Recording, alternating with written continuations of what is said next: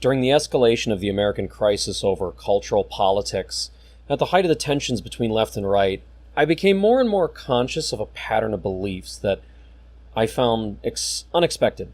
A pattern that I see being passed over altogether unaddressed, but that helped explain what looked like a complete degradation of American principles at the time. I'm here to explore this pattern and share with whoever wants to listen what I see as not a war of culture or politics happening in the modern West, but a war of two religions. The late Andrew Breitbart famously said that politics is downstream of culture. Maybe I can add the addendum that culture is downstream of faiths. What I'm talking about is the war between Christianity and paganism, though we don't call it paganism anymore. We call it secular humanism, or we call it nothing at all, because we commit the error of believing that humanism is not a religion, and we don't see that it's diametrically opposed, utterly incompatible with Christianity, and so opposed to traditional Western ethics. I'm aware that this is starting off with quite a bold statement. What could a philosophy like humanism, one so innocent and, come on, it's associated with the Enlightenment, possibly have in common with polytheistic malarkey from primitive minds? Well, everything, I wager. They're not only likewise in principle, but in history. And this religion arose in this new incarnation and swelled over the past couple hundred years, give or take, and in that time has slowly and painstakingly supplanted Christianity as the dominant faith of the Western world. I think it explains a great deal of the changes we have witnessed over that span of time.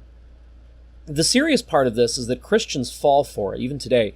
Many, and I mean many, of the faith-professing, church-attending believers I've known in my life are humanists, if pressed.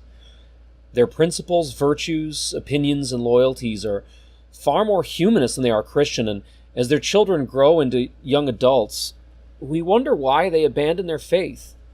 It happens, I think, because we cannot clearly see the distinction. That's what I hope to change through this and other avenues. Young Christians leave the faith of their fathers in droves, and now it seems so obvious why, at least to my reckoning. They've been raised in a faith by the public sphere, even if not in private, that radically opposes the tradition of the West. Every film they see, lesson they learn, book they read, at least in large part, carries the assumptions of humanist foundations, and this becomes so easily ingrained. If you'll excuse me a mild amount of hyperbole, I think there's a point to be made in that assertion. My odd little perspective on this, I guess it first emerged a couple of years ago. I was, even a little bit before 2016, I was drafting a novel at the time, and it focused heavily around a myth of a promised land, a utopia, or utopian legend. And during the course of working on that project, and I spent quite a few years on it, I became very painfully aware of just how ignorant I actually was on the topic of utopia and on the broader topic of paradise. So I figured I'm a writer, I'd better know what I'm talking about. So I put it upon myself to not only read the original texts and folklore of paradisian religions, but also every utopian novel and proposal ever written. A task which will last until exactly 12 years after I'm dead and buried. But I have learned a great deal already, and suppose that I set out to become something of an expert on paradise, if someone can be such a thing. During the course of the research, this pattern I'm talking about began to emerge. I certainly wasn't looking for it. I just wanted to know what people thought of when they pictured paradise, other than tropical beaches and common absence of adequate clothing. Utopia is deeply ingrained in the humanist faith, but what surprised me was that the more I studied Utopia, and likewise humanism, the more I encountered the occult of all things, and ideas rooted in esoteric pagan heritage.